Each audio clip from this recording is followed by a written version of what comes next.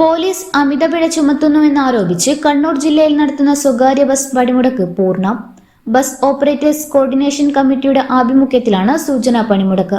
പ്രശ്നത്തിൽ പരിഹാരം കാണുന്നില്ലെങ്കിൽ 18 മുതൽ അനിശ്ചിതകാല സമരം നടത്തുമെന്ന് കമ്മിറ്റി അറിയിച്ചു. സൂചനാ പണിമുടക്കിന്റെ ഭാഗമായി ജില്ലാ ബസ് ഓപ്പറേറ്റേഴ്സ് അസോസിയേഷൻ കോർഡിനേഷൻ കമ്മിറ്റിയും സംയുക്ത ട്രേഡ് യൂണിയനുകളും സംയുക്തമായി കണ്ണൂർ നഗരത്തിൽ പ്രകടനം നടത്തി.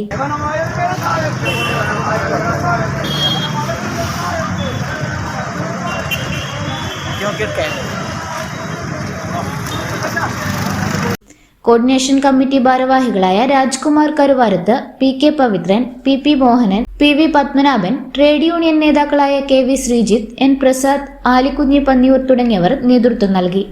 ഏത് ആളുകൾ എങ്ങനെ റോങ്ങ് പോയാലും കുഴപ്പമില്ല.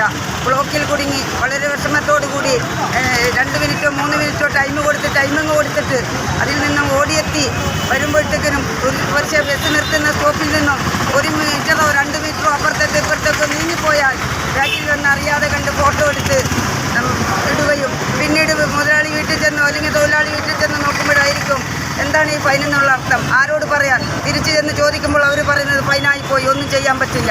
ഈ രീതിയിൽ കഷ്ടം അനുഭവിക്കാൻ തുടങ്ങിയിട്ട് 1 വർഷത്തോളമായി. ഇന്നലെ തുടങ്ങിയത് കൊണ്ടല്ല ഞങ്ങൾ ഈ സമരമുറയുമായി മുന്നോട്ട് ഇറങ്ങിയത്.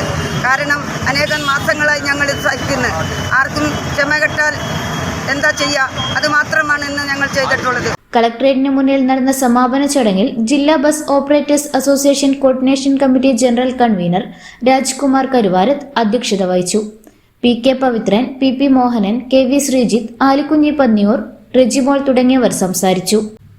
ഇന്നറിയാൻ ന്യൂസ് കേരള, കണ്ണൂർ.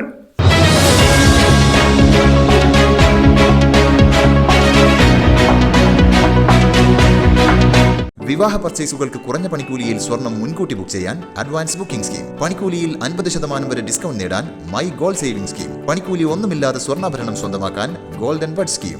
എന്നും വിശ്വസ്തയോടെ സ്വർണം സ്വന്തമാക്കാൻ ആരാധന jewellery, Bangalore and city centre, Kannur, ഫാഹേൽ and Maliya, Kuwait.